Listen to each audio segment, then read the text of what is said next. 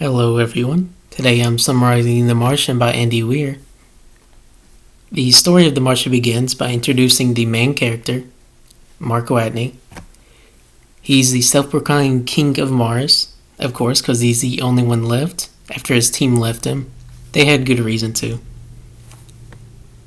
He is an engineer and a botanist who specializes in making jokes about a situation, because that's all he really can do. He's stranded all alone on Mars. He is very clever though. He decides to use his backgrounds, and he lives successfully. Spoilers. His day-to-day, he just tells us through logs. He documents each sol, which is a day on Mars, or a day on any planet besides Earth. The story progresses mostly through the sols. There's not really much narration through any other means besides what he says. Later in the story, we get to meet the people at NASA, and around Sol 90 to 141, he makes contact with NASA.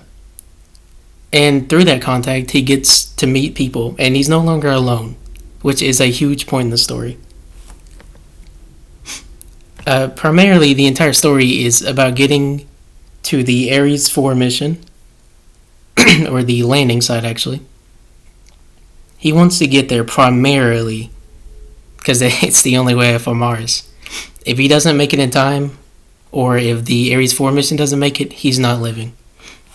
He's rationed enough that he can make till Sol 800, which he expects to live for 3 years on Mars, but after that, there's no way he can live longer, just by farming potatoes. And here's a funny little meme if anyone has ever watched the movie.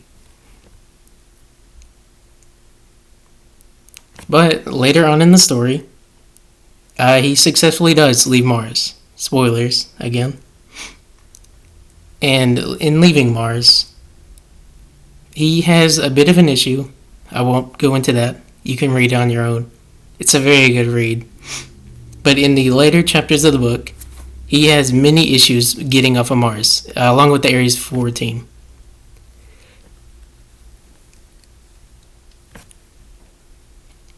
And at the end of the book, he actually does escape. He was on Mars for a little over 2, almost 3 years. And the book ends with a kind of ironic line from the introduction of the book. You can read that if you wish.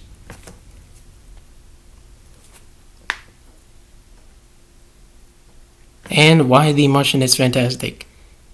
Basically, this book is kind of a love letter to optimism and determination and the human spirit.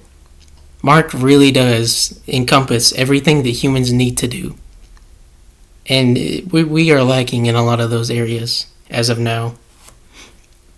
But in a few years, this book may not be fantastic, because there are current missions to Mars, and we are planning. So in a few years, this book really may not be all that fiction, which is an important thing to note.